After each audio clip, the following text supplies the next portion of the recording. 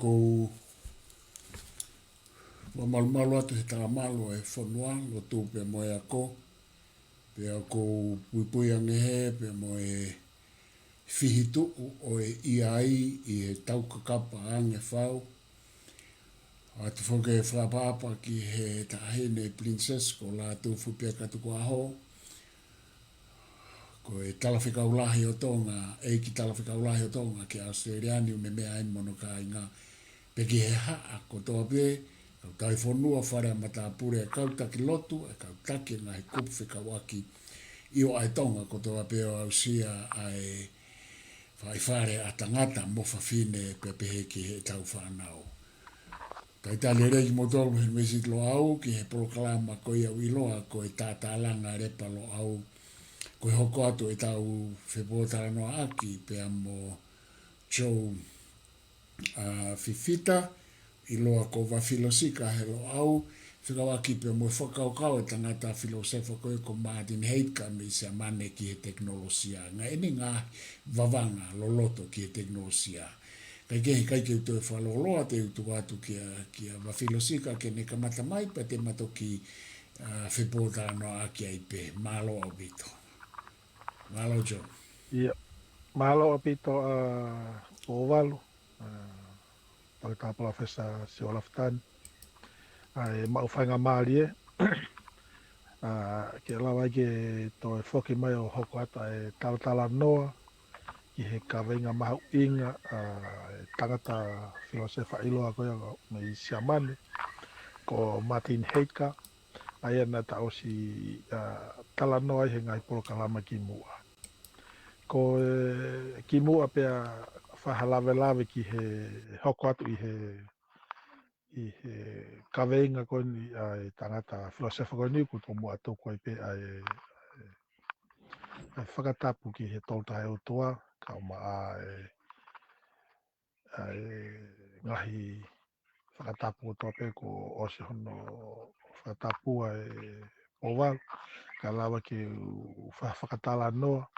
ki he kawenga koni o Tekinolosia whatatau ki he whakakaukau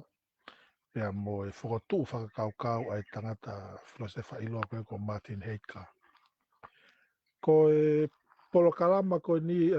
ko e toi talatala noa pe ngai mea na talatala noa tu munu whakamaapo opo pe ai tala noa whekawaki pea mo e Tekinolosia i he ngāua koe ni Martin Heidegger pea ko tu maha ko whakaosi pe Polokalama e lere i he ia Martin Heidegger ka mai Tekinolosia pea mahalo ko i Polokalama ko ka te mawhanga maria i te mahoko atu mo Pōwalu ki ha kawenga fo'o. Ko e kawenga ko no Polokalama ai na e lere mai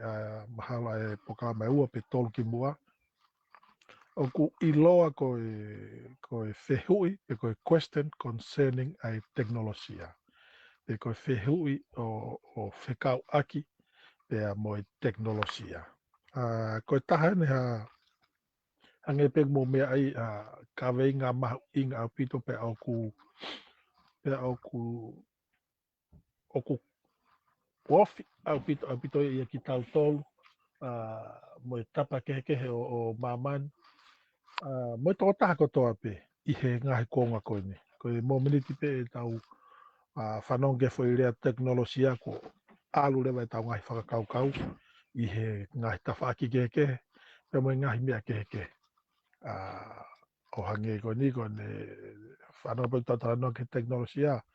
ko alu e whakakaukau e tokolahi ki he kompiuta ko e ngahi telefoni whangaki i telefoni tō o he taimini ko e communication ni pe ko e whe tala no aki whakawaha pure anga o alu ai pe o au ki he tau tala noa ki he wawa ka mai ngahi mea ngā au e ai pe au ai pe ki lalo whanua pa mo Krista ko e taimu ko tau whanau tau tala noa ki Tekinolosia ko haure tau whawau ki ngahi mea koe ka i he tala noa koe o Martin Heidegger i he ne e sei pe koe tohi koe ina ne whai hono whau koe konga o ene e kalasi he university I he osisi be ko tau hono wa na ne whaawai ai tohi pe ne whakahingoa ko I honolulu whakapalangi ko the question concerning technology pe ko whehui a whikau aki pe mo Tekinolosia ai ko anga ko te sio ki he foi taitolo ko pe ko hingoa ko o ne ngawe pe ko ne sei pe ko ne tohi ko ha pe anga tau wharea o malama pe ke tau sio ki ata e ua o whehui ko ni pe ko kawenga ko ni lava pe ke tau pehe ko question concerning o tau liu ai uhinga concerning ko whekau aki ka mo Tekinolosia ulakia pe ko honoa ko question whekau aki mo concerning technology pe ka Tekinolosia o ku ki tu whaike pe o ku tu whaike tairi ai hange ko lau ko whau na Martin Heidegger na hange ene whau ha fo I mau pe ko tautanga whakatonga o ne whau pe ana I lahe ngai mea na fufu pe lahe ngai mea na o mai hanga ton pe ka ko hange ko ngahi lawe ki mua Polokalama ki mua ko kawen he tangata whainga taamon ki te mahino I ne ngahi whakakau kau o ne ngahi filosofia mo ne ngahi ngawe ka tautua te whito ki ne ngahi whau tohi pa ia taimila o ku nehange ia o whewheu ia a ngahi tala ki mua o filosofia ange ko ha ngahi whakakau whakafilosofia na pāpāsi mai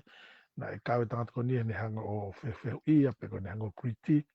mahalo o kawa I pe e tala noko ni ke Tekinolosia he kai ko ha tala nofo au Tekinolosia ia Tekinolosia na si hau pe ki mua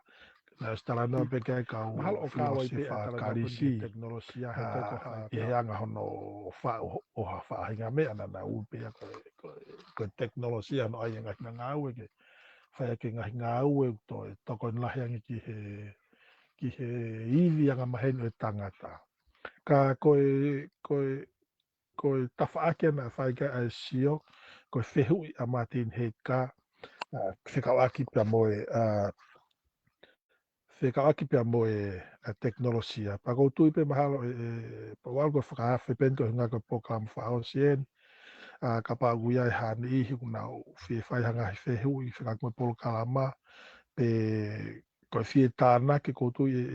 ko tarilele he platform ai lo au ke mai ngai whehui he toko ni bege te whalahi ange ilo ai ki motuan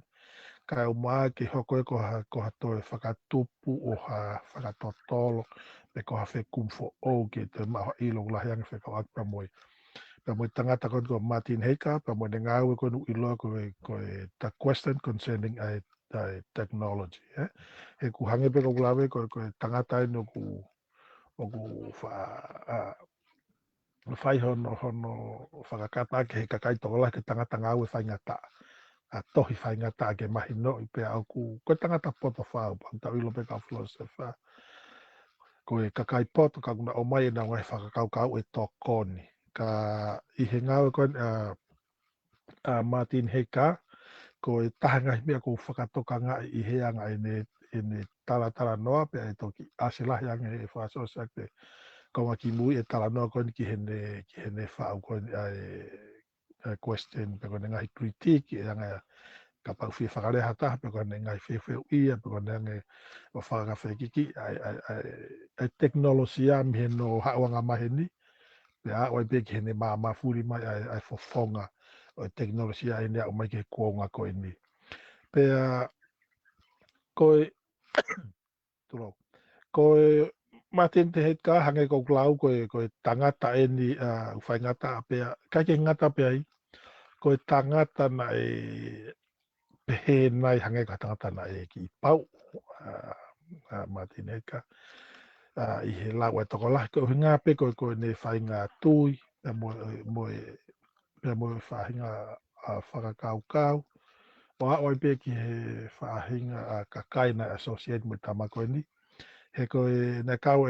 Martin Heidegger he tangata na tui ki he ki he pena tau he koe tui pe koe popo ki he kautangata koe ni I siamane na nau taki mai pe na whakalere mai e whonua I he pāti koe nazism pe na kau nasi pe na kau tangata tania I he malau pe pena kau I whare mo tui ki ngai whakakau kau anti Semitic pito Martin Heka ka hange ko kulave ko te na whako ako ko ene pe mo te lau ene ngahi tauhi whika mo tala non ki teknolosia o kai ke uhinga ia o te popo ia I kita whahinga whakakau pe ko whahinga tui pe ko whahinga viu ai kau tangata ko ni ai ana na nau taki masia mane taki tangata ko tolo fitla ka ko tui ko ngai whakakau o mai Martin Heka I hene tohi ko whakakau mo teknolosia ko whakakau maari mo oni pe I he whakaosinga tau Polokalama Mitiafaifio tau tau sio ai ki he ngahi mea koe na concern ai Martin Heka pe ngari I hange ko tala noa ngari ko na ko ia ngai ai uhinga o ene taitolo yo no whakapalangi ko whehu whakawaki pa mo concerning technology o ku gitu maliuri fai ke he anga o tau fai whanonga tu ka koe nangepe ko kulave ko te nafo ke te lau mo te ako ngahi whakakau o Martin Heka po te whainga filosofi ko inga te tawhito ki he taranoa ki he teknolosia o ke uhinga ke pehea o te popo ke whainga tui ka teknolosia ka mai ai singawe na whai ki he si kakaisi o ka ko tui ko te ki pui tua pe o Martin Heka ko tangata filosofa poton ka one ka tama filosofa ilo au pito I he tahiwa tupu senturi wanoa o whaai mai pe ko ngahi ngawe o ku wako lahi he ngahi fetu koto pe uktokon lahi pe ko ahondewa te tau kamatare tau tala noa ki he teknolosia ai ko tau whamap opo pene ngahi mana tau osi whai ki mua ko tui mahal ko kamata lere taha ke tau whai ki he tau lau e tohipu ke tawhunga ke mahino e tala noa koe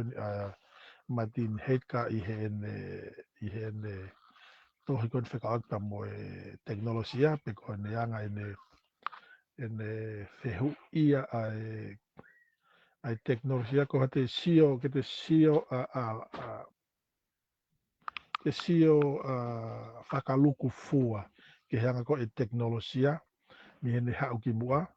ai ana ne whakahingoa na ne ui pe ai ngahi teknolosia ki mua ai teknolosia pe ngahi teknolosia ko ki muini mai na ane ngau e ai modern technology pe teknolosia modern ye o time mai ki muini ai oku whai e tala noa koe Martin Heka na tahene ngahi mea na ne fofua whakaamu ke ulaki mahi noi ke mahi noi koe haa koe ai teknolosia koe ngā kapa hene whakaukau kapa e lawa ke tau ilo I ai teknolosia te tau lawa rewa ke mahuinga ia I teknolosia pa te tau ilo rewa ai ngahi mea to tonu ki he teknolosia pe ko mea whai ake teknolosia pe ko yanga no tweet teknolosia kana ane sio ana sio a Martin Heka ko hea ai kanoloto ko teknolosia ko ngā ko kamata ke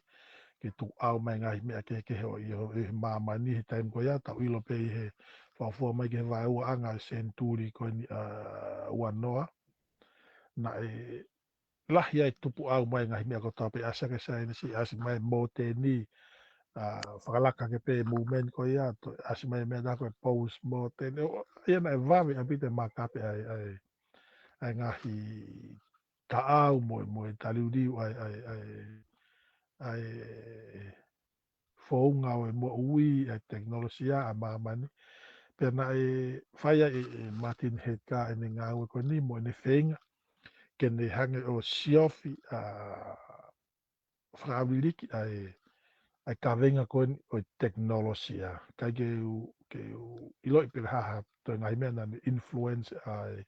tangatani ke ne fusiofi a whawiriki ai teknolosia. A koutou i pe mahana ai kawai ai ngahi palpalem na hako. Ko ngā ko siko ke teknolosia. Whenga ngahi whanua mamani ke i he mala o e tau ke na o heite ne maua e mea tau o e tokon lai tahaka na tole na o ikuna ngai tau alu e kau whatotolo e kau sainisi haa ngai teknolosia na nau i koe ngahi wakapuna tau koe wakatahi alu ke ngahi nau nau o alu e poa ke hivi atomi e na tau ilo kotoa pena e kau ia i he fumea na whakaohoware ne asi hake a hivi atomi o ia e ue sia lahi ki he whanua ka o maa no kakai i he fuafua taimina ngau e aki pea kai ke tu e fu mama ai uhinga na whaia taratara no a matin heka me ngahi kai mea kona e hoko i he taimi ko ia ko konga o ni ngau ko ni na whai he tahiwa ni mga fulu tupsi i ni manoa ni mataha ni mga au he di mawha ko tahi whani maa pena e hoko e palo parema i hono ngau ea ka teknolosia pe ko i atomi o uesia lahi ai ama mani ka pade tau lava o whakarea pehe. Aia koe mea koe na whai e fofua sio kia Martin Heka ke hango siofi ai teknolosia, i hene siofi koe na teknolosia, pe koe ne whewheu i kia teknolosia. Ko hea e teknolosia. Pea i hene whenga ke tari ai teknolosia, na ane o maire whi whaokau ke te kuopau ke tau laki kumi, pe te tauhanga o whimau ke tau iloi, ko hea ai kanoloto, pe koe essence o e teknolosia. Ko hea kanoloto e teknolosia pe ko essence of technology aia ko whakakaukau na mai ko Martin Heka hene whakatara noa na tō mai ke tau whakatata ki ange ko ulu aka au pe Martin Heka ko fu akau ko fu mango fu akau ko taha ko fu paini fu akau lewa taha tau pepe ko fu kasia ko kasia te moe paini te tau pepe moha fumango una ko akau ko toa pe nau to peka pare te tau to sio lo loto ange ki ho nau kanoloto pe ho nau natula mo nau fotunga mo nau faunga ten hangrema to o mai ai taf aki ke he o mango pe moe kasia pe moe paini ka pa ko ngai akau tau tala no jai pea i taimi tatau pe nengo e nau whai kehe i ha whahinga whangaki i ere me niti utupa e nau whai kehe. E a upia ke he mango i a te ia pe o ko hono ngahi nā tula i loto ni hanga to whakawhai kehe i pe o i ai tau pe pe whakawhai tamu ai mango resi i ai mango kaimata i ai mango kalasini. Neongo koe kalasi ke o mango pe mo kasia pe mo paini o kula ka gue ngahi me e ki nau tolu o mai nau tatau ai ka nge pe tau ilo mahalo ko ulanu mata ono ngahi lau o ko ya no sino no tu ha ke pe o ku tupu aka ngahi me ko ia te hangi o mai ka to tala mai to ko ngahi esensia o fu akau kapa e more me te tau la ora pe he kai ki te fu akau ka pata to kai te asma la wi pe a me ha ti ta pero kai ki te fu akau ma na ko popu pe ko fu maka ia ka ko ia ngai ngahi me na to mai Martin Heka ke ne whakakau ke ne hanga o mai e whi whakakau ko ni ai essence o teknolosia hange na tau tāna kai ko essence o ulu akau ti tō lapo te mai mo hangahi mea kehe ki tau tānoa ki hono essence pe kono kanoloto pe ko uhinga to tonu ko u tau pehe ai ko fo i maka ko fu akau ko tau whare, ai uia hono ngahi kanot pa guai hono ngahi essence o ki nau tō o lawai ke whakawhai ke heia ma te tō tahpe te tau lawai o tālai a hono na tūla pe hono ko ia ko fuakau pe ko object ko ni ko fu maka ai ko ngai whakakau ko ia ma uia me he tau si of essence para hange pe ko tala no Martin Heidegger ki he teknolosia ko pau ke tau ilo ko ha essence o teknolosia kai lava ke tau ilo ilere ai teknolosia pa ke lava leva ke tau appreciate ai teknolosia e lava ke tau whakapapa e teknolosia e lava le ke tau ngau au pito aki e teknolosia kai ke tau ngau e hala aki ai pana e pehere Martin Heidegger ko whakakau o e fu akau ko aitia ko haki fu akau ko no kanono to ko e te hang o mai a hono pele tala wharea ko hono mawhai pe hono pe ko ene pe ko tango stapa i to tonu ia ko fu akau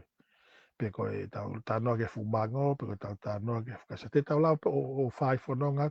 te tau sat ke ko e hae tau sat ke hae o tau ngawa pe time lai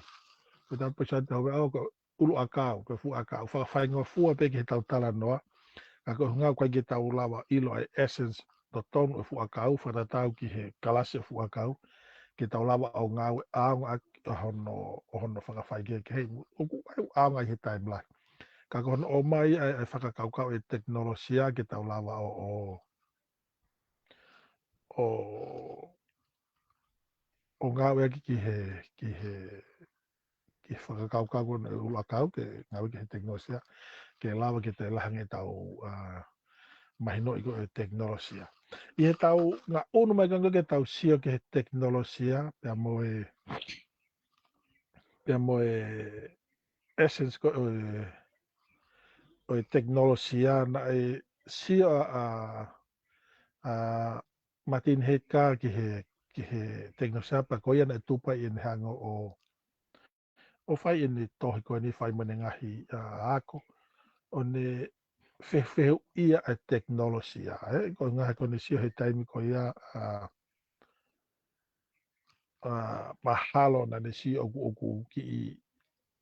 pe ku te taula wharea pe hena e hangena e pausi e teknolosia pe ko ngau e kovi aki pe ko i kai ke mahi noi a fuiwi mo fu mawhai e teknolosia pe na ane whakakaukau ke whai hono whewhehu i koni pe na ane kamata ake ne whenga ke ne talanoa ke ngahi teknolosia kuhiri o mai e ne whakaukau o haawai ke teknolosia ko i he taimini ai nane na pe Martin Heidegger pe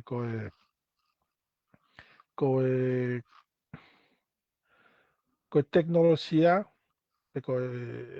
kamata e tau taranoa mi he essence ko e teknolosia ko whehui ko haa essence o e teknolosia ko haa ngahi mea o kuni hanga o ai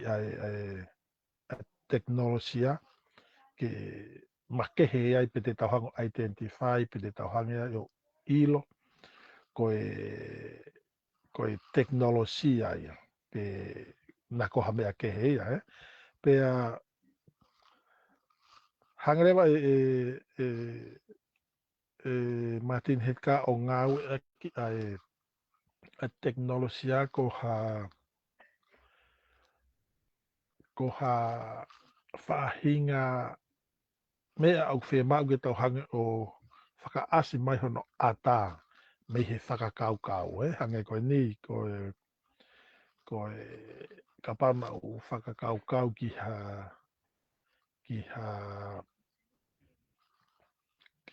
ki sariote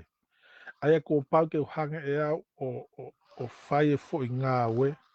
ke lava ke to mai ki sariote me he whakakaukau me kaki ngata pe i he whakakaukau ka hao hoko ko ki object pe ko hao hoko ko foi reality pe ko foi mo oni ai ko yanga ai sia ko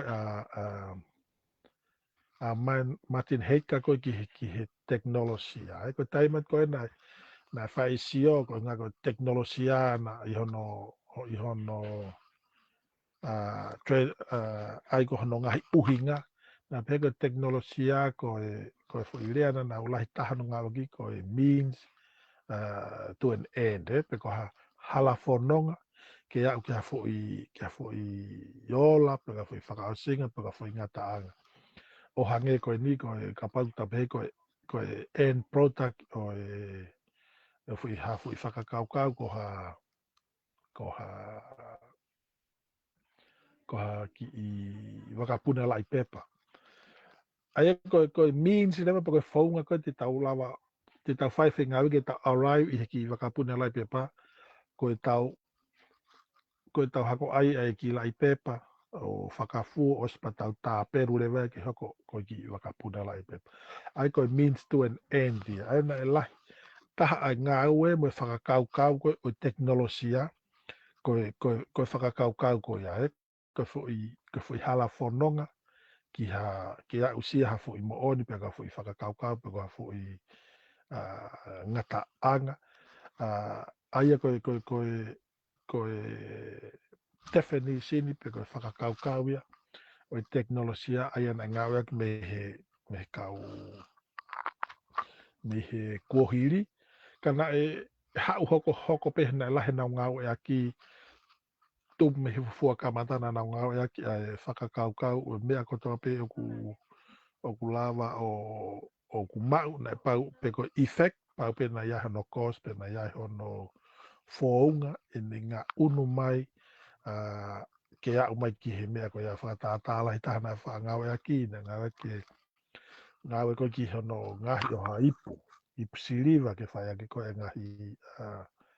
ngahi katoanga ko e kakai o e taim ko ia i he ngahi whitu ko ia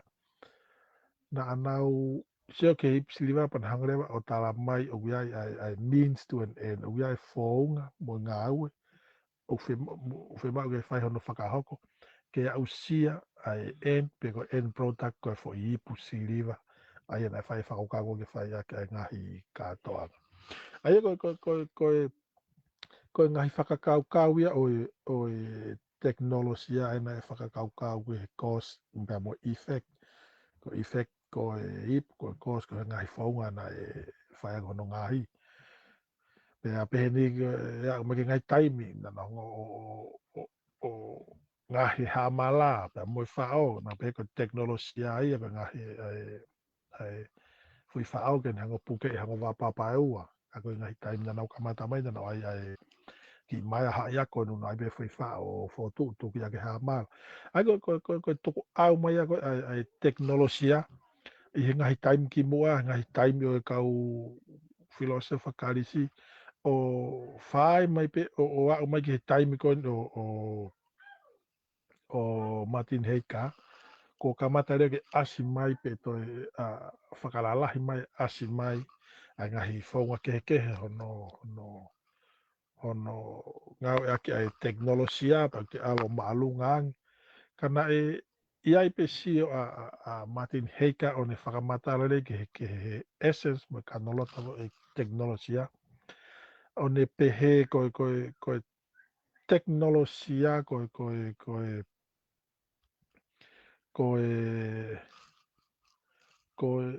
o mai pe kono whaka asi mai o ha mea. Hea ka whairea rei na ne ngau e ki kono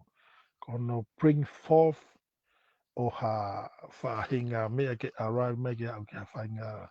mo oni pe whainga reality. Ta whao kau pe hange ko ni kono ngahi ko o ipu. Hea kono bring forth me he whakakau ke a umai ke tuunga o kua umai koe fu uipu siliwa. Koe hala whanonga ko hono o mai whakakaukau pe hono bring forth koe o ipu siliwa. Koe au nana o pehe koe o koe teknolosia aia pe koe ai whakawhotonga. Ai koe tahinga he mea nane siona iai pe ai heanga na whakaukau. Ai whaunga ke whai aki ai ngahi karaskeke pe ngai whaunga o hono bringing forth pe ko e whairea taha ko hono unveil pe kono reveal pe kono whakaasi mai o whakakaukau o whakafuo mai ke hoko ka fo i mo oni pe ka fo reality pe ka fo i object. Aia koe taha ia o ngahi whakakaukau na e kamata ai ngā ngau a Martin Heidegger. Kana e whakatokanga e Martin Heidegger he tuku au mai koe o Tekinolosia o ku kamata ke asme whaki tātānaki me tawhatafa aki. Kamata ke asme e tātānaki me tawhatafa aki. Aia na e kamata hain ke ne hangarewa o whai ne hanga whakahingoa o ai Tekinolosia ki muana na koe older technology. Pea ne ui rewa e ngahi Tekinolosia koe ki mui maina ne ui koe u modern technology. Ai hange koe ne ngo whakakaukau koe ne o mai koe ke hanga o whakamahino e ne ai ne kehe koe ai ongo Tekinolosia. A hange koe koko utara noa na ne sio koe essence pe koe kanoloto o Tekinolosia ko hono whakaha mai ka mea. Ai essence Tekinolosia hange koe no bring forth ha whakakaukau me whakakaukau ke hoko ko ha solid reality pe ko ha reality talawa sio pe tawala ki ai pe koe whakarea e tahana ne ngāwea ki koe fui mo oni ka fui truth pe koe rea whakakarisi na ne ngāwea ki koe alefia aia koe truth pe ko hono o hake mea me whakakaukau ke hoko ka fui mo oni pe ka fui truth pe ko ha fui object o hange koe tau tarana koe kono ngai koe o ipu siriwa. Ka ihe sia a Martin Heidegger ne pehe koe Tekinolosia ki mua ne hange ki taratara noa mau heni mo poetic e tara noa Martin Heidegger ne pehe koe Tekinolosia koe ki mua pe koe older technology na hange o ku whengawe akilelei ai a humanity e tangata pe mo e atakai pe na ya upeke ne pehe u hange u whakanatula pe e na ngā we o na whewhanongo ake o na whewhapapa ake. Ai na ne whakatātā ake ne tamko o kuia whawhu windmill whawhu windmill ako ne whangahi time koe o puhi mai haviri o ne takatakai o whai ake na ngahi mai ke pe koe vai pe kono mawake a iwi ke whai ako no o mosi o e wite. Ka koe ngahi mea koto ko iaena e pehe e Martin Heidegger o ku whena pasi pa una whenga pe mona tula koe ngahi pe e fu windmill atuk koe whahape e ki iwi ko o mai ko he hariri pe koe matangi time koe ko ne ngata anga pe a windmill ai. O koe ke toe wiri taka te windmill ai ke hariri ke toe whakalahi mai pe koe toe malohi mai pe koe pehe atu ki he mea ke te tanaka tu ha lolo moa ko nofo pe windmill ai atu me tari ko ha lahi ki haviri whakanatula o mai he aha ko ia pia te me ngawe a ki pia na e fia i pia natula ia ka kewe sia natula ka kewe sia pa moe tangata na whenga o aki lere pia i he contrast ke whakakaukau ko ia na o mai e Martin Heidegger a whakakaukau o mai ne pe ko o keri malala na pe e Martin Heidegger ko hanga mahe ni ka pau na ko tau ngau e manatula ko ta po keri maki malala ka pau ki malala ke mai ki ta whakaafi pe ko hahamea ke ai ke mawhana e o tau api uksai ka ko mea ko ki he minds pe e Martin Heidegger na e ta whakatangata. Ko atu pe ka tama keri ka na keri pe mo waku mo ngā. O kai pe ke toi tu ia ke aha whainga la aha whainga mea ke nango tātau. Ko hape lahi taha ko ia te nau whai. Pena whakatoka ngai rewa e Martin Heidegger o kai ke fu hanghange o kai ke whai pe ai whakakaukau kon ke reveal mai ngā iwi o natu la pe ko whenga ke maa iwi whai ake ngau e koe ni. Ka kuto aia o hake o kuto ki ngā ngawe o lahi pa te aia ki tātā naki ko ngā pe ko ne lahi ka ke lawa ngā ue whakataha ki na no molo pe e hawe whakaukau e kua pau ke whai a hono a hono tātānaki o ngahi resound pe ngahi ola koen o ngā ue ki koen e teknolosia pe koe keri ko ngahi mara ai koe ngahi whakakaukau na o mai Martin Heidegger ke whai ake e sio ke ni pana e pehe Martin Heidegger koe o kake kei sio ai kakai i he ngahi teknolosia o taimini ki he whakakaukau ko a means to an end koe ki fwoi hala whanonga ki te ausia ko na aro na tōru ia ki he ke whai a whi ngā ue koe ni o pe au kai koe kei whai a whi ngā ue ko ngā kono review pe ko no hanga o o whakaasi mai ai pe ko no hanga o whakafuo mai e whakakaukau ki a hoko fwoi mo oni o hange ko tautanoa ke ipu ka ko alo e nia e taimi ko kamata ke whai anga ngā ue pe alo o pa hange i he ne anga i ne whakakaukau ko kamata rea ke whai mohono whakalahi pe mohono timan pe mohono o ki i whekau i pe hono ko seti o ngā ue ia ke o vaia i he whakakaukau ko hono review pe ko hono unconceal mai ai whakakaukau ai ana ni ui ko essence teknolosia pe ko teknolosia na tupunga i ringa na ne kume ke na ilo essence teknolosia ko ngata ne ilo le vai pe ko ne whakahama ki tau tō ko ha ai anga ne sio ki he karenga ko teknolosia pe ko ha ai teknolosia i he anga ai sio ko Martin Heidegger ka ko tui mahal ko tahe ngahi whakakaukau o ke toi whaingofua nge tau sia ko ki he teknolosia ka teknolosia i he kamata whakatara noga Martin Heidegger ko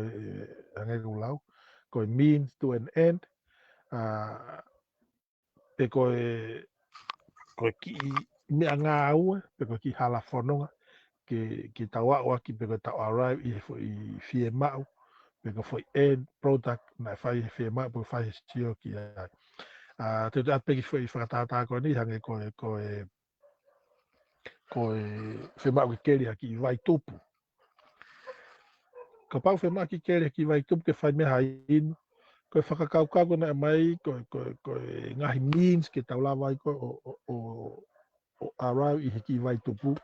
ko savolo ka mo ka kangata ke nau keri ka mai ki savolo ale vai to ta ko ia o keri ai ko teknolosia ia i hanga ko si o Martin he kai te mo ia porque o si porque te keri te ki vai i hanga leva o reveal whakakaukau ko ki vai ko whi mau whai mein hoko te whi ngā weu te hanga leva o whakaata ki tō whakahauto mai pe mo te hanga leva o aia ki hoko ko whi reality mo whi truth ke tau sio mai o ko vai tupu aia ko le sia ka amari ka ko me na ne ui ko teknolosia ko essence teknolosia ko ta hanga whakau pe ko ngā hirea na ngā wea ki i hirea whakarisi ko poesis ko poesisi ko no uhinga ko no review pe ko no o tō mai ki mua ko hungan ko tō mai me ngahi mea o puri ko hunga i he whakakau ko hunga ko tō mai mawhetu ka whetu ka uhingan ko ngahi mea i he whakakaukau pe wa o ke tōnga whi mau ke tau hako o mai ki hoko ko whi reality pe ko hafo i mo oni o tau lawa sio ki ai o tau lawa o mau mea hangahi lerei pe ko hangahi mo ui ai ko whakakaukau na o mai e Martin Heidegger ko no review pe ko no unconceal ko esensia o teknolosia pe ko ngā kanolote teknolosia pe ko ia na ne ui ko teknolosia mal ko ki mea na fai sio kai ka matin hei ka hange ko tala no ki mua ko tangata na ia e ngahi mea na ki make mo whakatanga i make he ai ko ngā ko ne nofo i taimen ihi o hange o ne nofo ke ne hango o whakawhepaki pe ko no to hange o to whaala pe ko whai hono critique pe ko no whewheu ia a ngahi mea anga maheni pe ko ngahi tala tu whahalo na au mai hange ko tala noko ke teknolosia ko means to an end ha ulewa matin hei ka o mai whakakaukau pehena ko hala whanonga toto nu pe ia ki ta uilo gui ai fo i end product pe ko fo i tu unga ke mau ke ta arrive ai pa ta ate vai means mo whaunga ke ta arrive ai nai pehe e matin ka ku ia time lahi ia e malama pe ke ta hangtolo o vete ki a means to an end e lava pe ta dole time lahi ia ke laki mua ai end dia ke unga ke hang o fai hono whakatonu ai means ko ngai mea utau whie mau ko ta he ngai mea nai fai sio ke a Martin Heika au ne pia nai o ku ngari o ku malama pe ke ai taime alu mua ai end dia hange ko ni ko i he anga ko ki moana tau pehe ko means so nen ko means ko savolo ko e te nanga whai hono keri ai ki i vai tupu e whai ai nu he ngai taim ko ia kai pehe kai mai tine ka e malama peke talo kisio to toria ke he inu ka tau mea uta whema ko inu ko pa uta whema o inu me haki i vai tupu mea ko unga ka ta whema vai tupu whema ureo ke tau ngahi mai ha mea ngā ue o hange ko ha huaspeiti pe ko ha savolo pe ko ha ngahi kane ke tata toa ki ai ai au pe e matika u malama pe ke tau mafuri o mua ends ke ne lava endia o ne hange o whakatupu mai ai means pe ko ne hange o fofoa e mai whakaukau o means ko ngā ke keita ki he ke ne lava o whakaau ki he ai ko tahenga hi mea na hange e Martin he kai tai mai o whinga ke ne hange o furi hio ai tuku whakaholo na e fō mai i he ngahi taulahi e kau whilo se wala o ne ngawe ko pe he ko fie mawe ko ki he well na mo mu ai ko pe a whaile ai whakakau ai ki hono o mai o e savolo ai ko consequences ia o e fie mawe inu mo e fo i mo ki i vai tupu na whai ai a hono siofia mo hono whakakau oi savolo pe ko e huaspeiti pe ko e sina keli vai tupu pe ko ngahi mea ngā ue make hea ai aku o sia ka matini ka pa ne pe ko whakakau ni o whewilo aki pe ia ai e vila tu pe ai means to an end but I will my end so how we are ne taki atu ai means ai une pe ko ku hange ku sekila ai nga unu ko ni au kai ke ne tu o ku unga taha mau pe ai means to an end kana pe malawa pe ke hange end o precede ai means ke ne hange o cause pe ka ne hange o whakatupu ke ia e means ko hinga ko tau fie mau ko ai end pe hange ko lawe ko tahe ngahi ma furi me he ngahi tala tu whaholo ka koe taha e ngahi mea nai Maria e tangata ko Martin Heka he nane hange o question pa nane hange o time lahi o critique ai ngahi mo oni me ngahi ilo na e tuk whaholo mai pa na e sia to tako tau pe ko e ngahi mo oni ko talanoa ta tau pe a hange na ulawa ka nai time nai ko time ko tapu fai talanoa ki he teknolosia pe ko ngawe o ku mapuna ma ga pe whakakau na kamata pia mi mua au pita he kau filosefa iloa ki mua kau filosefa kalisi a talanoa ko ki cosmo effect na ulawa ke ki mua ko time ko tapena na talanoa i ka whainga mea au ko tuku mai pe ko tupu mai na nau whihu I mau pe ai kos, le hai mea nan hango whakatupu e ni. Aia koe whakakaukau ta tau pe ai kontau tara noa ki ai, nai kamata tanoa ki ai a Martin Heka I nei tara noa koe ki hono fofoa I mai, pe ko hono reveal mai, pe ko hono bringing forth ha whai ngā mea ke o mai ki mua, ke asi mai. Nē pe he Martin Heka koe causal effect, pe ko cosmo effect, ken tana whai hono ngāwa ke he kau filosofa koe ki mua I he historia. Oku iai pe mo iaia. Oku iai pe mo iaia pe a koe uhinga koe hakan, koe ngahi fōunga kena na ngawe akina te tō mai pe Martin Heka o whai ake ne whakatara noa. Ai koe taimu na whai tano ke cosmo effect na iai mau pe ai ngahi kose se wha, Nai ka cause effect, koe taimu ko effect na uhinga ki he end product koe pe koe end o mea koe na whai kia ngāwe. Pe koe means, koe cause koe effect lewa koe ngahi mea koe na e whanau I mai I he ngau koe ni, pe koe means to an end, nako kula no tano kai, koe kanoloto ia pe koe ngari koe essence ia o Tekinolosia, ko ha whaahinga a hala whanonga tokon kono whakaau, pe kono o mai, pe kono tuku mai,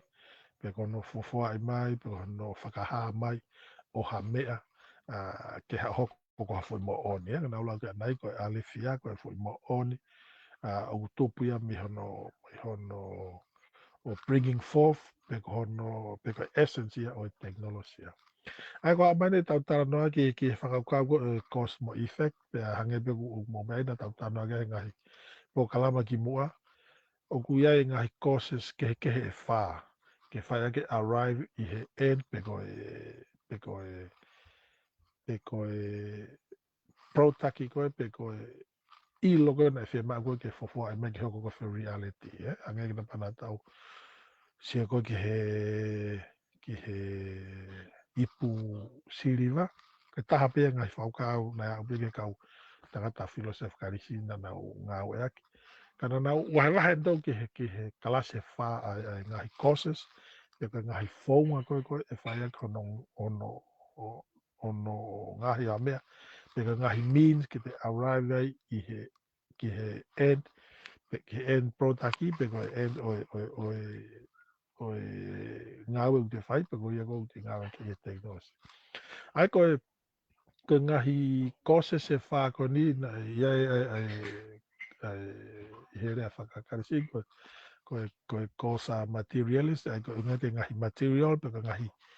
ngahi mea kou whai ake ngahi koe o ha whainga mea, angai koe ni koe tau tānoa ke I siriwa, tau hepe koe siriwa, koe ungahi materials ia, koe ngahi mea ku whai kono ngahi. Koe kosa formulas, ai pe koe ngahi imis whakakaukau, pe lau peke tau pehe koe ki formula, koe ki palani ia, o I pu e whai kia mui o fo I ngā ue, pe hoko rewa ki ai koe kosa efficient, pe koe fo I ngā ue, koe actual creation, pe kono whakahoko e fo I ngā ue, ke lawa ngahi ai ki ipu koe. Pe whakaosi rewa koe kosa finalis, pe koe final o fo I ngahi station, koe ne wha o ngahi mea. Ai koe ia ue koe ki outcome, ai koe kosa materialis, kosa formulas, pe koe palani, koe kosa efficient, koe ngahi, mo final kosa finalis, ai o pehe kaukarisiki mua koe whaungai ke te arrive ai I ha whainga end, pe koe whainga ngā aue o whakahoko. Ai o kai ka mea ai ni o pehe o ku whaau, koe mea nu tau anga mahedi ko tape tau he tau. E wa o mai ke taimini, pa pe kia tau mea ngā au, pa pe kia tau ki palani, o whaia ke tau ngā aue, ta pe peka pa langa whare, pa pe kia whare, pa pe kia kau ngā au, nau whahauka ngā aue, pe a ole ke osi ko tau sa lewa ko tō mai e whare. Ai ana e ka matana I he whakakau ka upe, ka koe osi ange ngā aue, ko hoko mai le vai ko fo I mooni pe ko fo I reality pe ko fo I object o tau lava sia mo alkai mo fai no ngā wei po ta tau wā mo ia tau no foai ka ko tu mar ko fo I whakakaukau mo whamatala whai ngō fua e ko ki heanga ko ngā wei po ngā wei ai Tekinolosia pe ko ngā ko ai ngā ai means to an end e una tau pe ko tahe ngahi ka no lotu pe mo ngahi essence o Tekinolosia ke whaiga e tau sio ai ko tui ko e whakakaukau ko ni ko ki he 4 courses na ane na ngā ue lahi ake I he filosofia ko no wesite I he ngahi taimi lahi au pito o whai whanonga mai ngahi tau lahi taimi lolo au pito ko whakakaukau na e whai ako no ngā ue ake he kau I he ngahi filosofia whakawesite ko whonga ke tau lawa whao ngahi hawhahinga mea te tau whō mai I ngahi kose se whā koe ni. Pā ko tui wā mai ki taimini o kai ko whakakaukau ia. Ka I sia ko a Martin Heidegger hire ngahi taula he tu whaholo mai o e whakakaukau koe no e 4 courses, pe koe kose ni wheni. Pehe Martin Heidegger, hangai ko ku whakalawalawe. O kai ke fufie maari e au pito ia ki he ngahi whakakaukau koe ni e whā koe ni ko pau e fo mai I he mea ngā au ko palani ko ki ngā we I pe au mai ke whai pere e Martin Heidegger I au ku pe ka me u whai pe ko mea ni ko whakafu ngā we la lahi mo whihi tu pe he ko holoki pe ia ke ki fo I ke ki wai wai pe ke ki fo I konga pe wha na pe here wa Martin Heidegger I he ni whaka ke ka mai ni hanga o kriti ko ka pau tau sio ki he fo I whako ni whe ko hamuka ke tānaka ki ai whakakaukau ko e tō tākon ko na ai haana ai fo I whakakaukau o hange ko ni tau whatata pe na iai tō tāhena ni hanga whakakaukau ke ngā he ipu wa filosika o ke whanau mai te koia Io ko e wha manata pe ta taimi to e ta minite e ono ka ke hoko atu pe mo ke wha maa opo mai Io malo koia Io pe sio lewa ka mati he kata mai mati he ka ko tāhena ngahi mea maunga ka me uka ki whakakau ato e tō tāko na hanga fufua e whakakaukau tō tāko na fufu e whakakaukau I he anga o ene I hono ata mai ka ne fufua me whakakaukau u whema o ai ipu siriva ke whai ake ngahi kātoanga ko ni ngahi lotu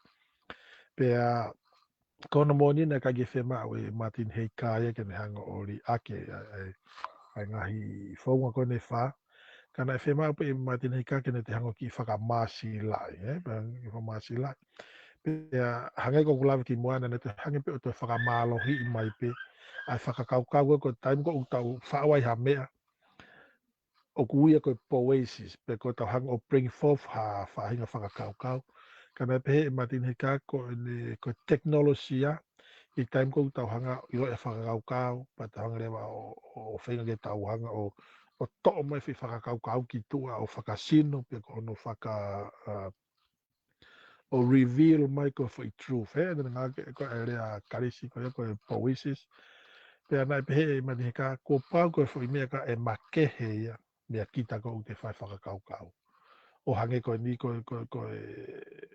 bringing forth ko ni ko no review ko ni e whai e kita pau ke makehe me kita e to e makehe hange ko ni ko te whakakaukau ko te pire te ngahi te pire te whakakaukau ko I psiriva te ngahi psiriva e whakamahina mai rewai ko ngai ngahi essence e Tekinolosia ko pau ke ka kai ko whakakaukau o tukai pe hoto ata mai pe te tau hange ka tau siatu ke fuakau tupu hake no lai hono moto pe ahaware pe une bring forth pe a fu matala whakafofa pe o ia te ia pe au kune whahako te ngai whataungia ko ia he kai ke tau lawa o ui ka Tekinolosia ka essence e Tekinolosia ko pau ke ia ngahi whakakaukau, pe no ngahi bringing forth, pe kono o mai ki tua, pe kono whakaha mai. Pe pau ke mawahi me he kita. Ko uia, ko ngai kanoloto e teknolosia. Pea, mahalo ko tahe ngahi mea ko na isio lahi taha ko kia a Martin Heidegger. Ko ngā ko ne sio ki ono bringing forth. Pe a ke taimi ko sio a Martin Heidegger ko fulahi whau a ka ke ngata pe he bringing forth. Pe ko tango whakaha mai ha mea ki tua o hange kon ko tau tara noa ko ki windmilla. Tu mege wilo pe ai ke mano iwi. Ko tau hanga tau ki tau whakamalohi a nā tūla. O whakatatai pe ko ngai vai tawhe. Nā ngō polo kai ke ngahi ake ngahi tem koe ke whai ngahi uhi la. Ko e keri ko e mining. Kai ke tō mai pe mea ko ngata pa tau whenua o vai pa tau. Tā e peta tō ta e tu ua i pea kai ke aha mo ngahi la ke tā o whikurerela i pea e keri maralaia o si ato e aho mo e aho mo e aho. Pea mere uho koe au tau o mai tolo o tu mai pa tau ai mono sto pa tau tau whahana whakaukau. Ke whaia ka whai ngāwe. Ka ukai ko teknolosia ko na sio ko ki ai ko a Martin Heidegger. Ai teknolosia ko whaka asi mai ha foi mo on pe kono reveal mai pe kono bringing forth ngai mo on me whakakau. Pa ko te maka tahe ngai mea ko na e mana wahe ke ko a pena e concern ia ko a Martin Heidegger. Ukai ke ngata pe he tau ukai ke tango ai ke tau bring forth ha foi mo on pe ko foi alefia pe ko ha pe ko tau hanga reveal hanga hi mea ke hoko toko ne to ko kamata ke tango toria o ota ke tau hanga o timan pe ko tau hanga o dominate a natula ko hunga ko tau ngai fie mau o hange pe ko whakakau ko ni ko ke tau hanga o ngahi a iwi a tomi ko hunga ko tau sio ko hunga no ko ki ha whahinga i ke lava ke tau reveal mai ko ha mea ko ka ku kamata ke tanga tol o ngau hi alat ke mo no foi whakakau kau ke whai ak hono tokon ki tato i ta whakatau mahara na isio a Martin Heidegger ta ngwa asa ka atomi pa taha ya mahara ni ngai sio ka ko tapi ngai whakakau kau ko a honi na si he foi ki article no ko ngai whakau na mai me tamo kan ko Elon ko tama milionaire kan ko Elon Musk na pe tama ko kuli fia ke atomi ka ko yo fe ni fia atomi ni fia i he AI pe artificial intelligence ai ko tau ko tato ko teknolosia tau pe ko teknolosia fa o computer ke me fa ngai ngau ka fe ngai fa ngai me ngai tangata ko robot ke me fa ngai ngau o tau pe ko teknolosia ia ka koutou ko kamata ke asi mai kamata ke whaifia ngai teknolosia pa mahar ko tahe ngai mea na hangi concern Heidegger teknolosia e ko ngai ko taus ilo pe ko kamata ke tau ate ngai teknolosia ni hi hangi ka calculator mo ngai mea computer ai ngai tana ki ona whahoko pa ko kamata ke hola pe mo tau i whakatamai ko no whai ke tana ki ko mata ke more at mo tau atamai ia ke tau fai a mental pe e tau ngai fika ngai tana ki ko tu tau rely au pe beto i mi sini pe ko calculator pe ko computer ai pe ko na fa mo fa Polokalama e tau tol tanga ta ko tau mai atamai ia pe ko wa weni hange ka lauga Elon Musk ta mai ule fu uli fia fa wi he ngai artificial intelligence ai ko ngahi robot ke na o whaka fua mai e tangata ang mono ata mai le ia ke na la whai mga ngau ai ko tahe ngahi mea o ku whai kia e concern pa ko tūpe mahalo o kai ke fu mama ai me ngahi mea na sio toka mua mai a Martin Heidegger e au kia time i ala kerewe teknolosia o kai ke hoko pe ko tau review ko tau whaka ata mai hangai whaka kau kau pe ko ngai ngau pe ko means to an end o tau ka aro inda tolo ke tau hanga o dominate mo tau hanga o demand ai nature ko nga ko tau fe kumi ke tau hanga o teke a teknolosia ki he ngahi feitu ngahi level o kai ke tau fe na pas mo ki tau tolu kai ma tau atakai pe mo na tula ai ko tui mahalo pouval ko ki tala noa pe mo ki whakakaukau kon ki he whakakaukau a Martin Heidegger whakak mo teknolosia tau sio pe kua o mai ki he a honi ku kamata ke he ngai mea kotoa ko ngai taimi ko e na tau ilo pe ngata teknolosia pa na tau sio ko no whaafofa pa na tau kei iai pe whakapapa aki he anga o ola o ngai teknolosia pe mo na tula ka ma en atakai mo environment taimi ni ko palpare mai ngai mea kotoa pe ko tau sio ke ngai atakai ki tahi ue si ai ko tau ki uta tau pe ka teknolosia ko te whao ki uta huo ko atu pe ngahi mea whanawao whanaki wao ue si ai kere ai o kai ki tau ke nof ke tau ping fofe ki fuakau ke tuplelei hake pe me hake o mai pe mono ngai fua o ta whinga ke tau force pe ke tau hange o whakamalo hia pe hange ko ulau ko ngai tafa ake na si o kia Martin Heidegger ne pe he kwa ki pe ofa aki ai ngā aue he o wāko ia. Malo vito va filosika pa koutui ko e fora loa koin ku ke o si fai mai ki he whakaukau a Martin Heidegger ki he teknolosia o ku maari e pe maho inga pe ku ai ngahi e whakaukau ai o ku whaamu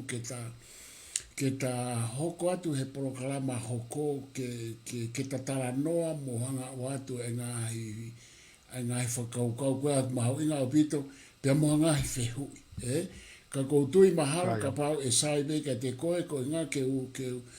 u whama opo ngahi whakaukau pe mo ngahi whehui koe maho inga pe ke ta tala noa ke mo whai ke a tala noa i he ta polokalama hoko ai ko fotu atu pe e sai ke ta polokalama hoko he ku whafofa pito pe ma opo ho hanga o whamatala mai koe ni e tata noa mai koe ni kia Martin Heidegger he teknolosia pe hange ko ho whamatala ko tala noa wha o si ko ho tala noa wha o si ka koe ku fotu atu ke oa o se e rewa ai kai ai mua ke ta ki tala noa mo hanga o fotu ate ngai whakaukau maari ko ke tuku mai pe mo fai atu ha ngahi whehui ai a ka pau o ku sai pe ia kia te koe wa filosika he ku maari au pita fo ta no mai ko ini ka ko fa malo at ka te koe i te teu e polokalama lelei au pito ke fa hoko ki ho tau ka inga mo fonua mo ka lo au pe ko ofat ka te koe pe mo e whanau mo e whamiri ka pau pe te a mea ke to tānaki mai ki mua peta wha o si e wa filosika wha au pito pe kau tuku atu malo. Ia mahau ka ke te iaha me alai ka pau o kuhange ko ho tasi siri whaam ki to e whai tate pokam ke ko tui ko mamta tape moa na ngahi mea pena e whia ke toki whakakakata whakotui ko Polokalama hako e lelei au pito ke pia mo tari hanga i whehui o mai me he ke nau tomo ki mo toko ta pe mo whanongo mai ki Polokalama ni MALO a powa Malo pito wa filosika pa ko tui e hoi kuma tau ka inga ko e ngata anga ia e tau Polokalama ki e whiawhini ko e Tekinolosia i he lau Martin Heidegger, filosofa siamane ko ia, pea ko e Polokalama ia e Tatalanga Lepa lo au. Whamalo at ka te ko e wa filosika e Fifita, ko ofa atu pea whamalo at ka te motolu mo mea mai, po mo whai maa lako mo ngai whakaukau, motolu e toi omi mo ngai whakaukau, te utoki whamapop mai na utolu ke ma Polokalama hoko, e te matoki kāri atu ai mo whai ai talatala noa ki ai kai ofa atu ka mutol te mo mea mai ke Polokalama ko ni ka hau ma ofa atu mo mea Malo apito.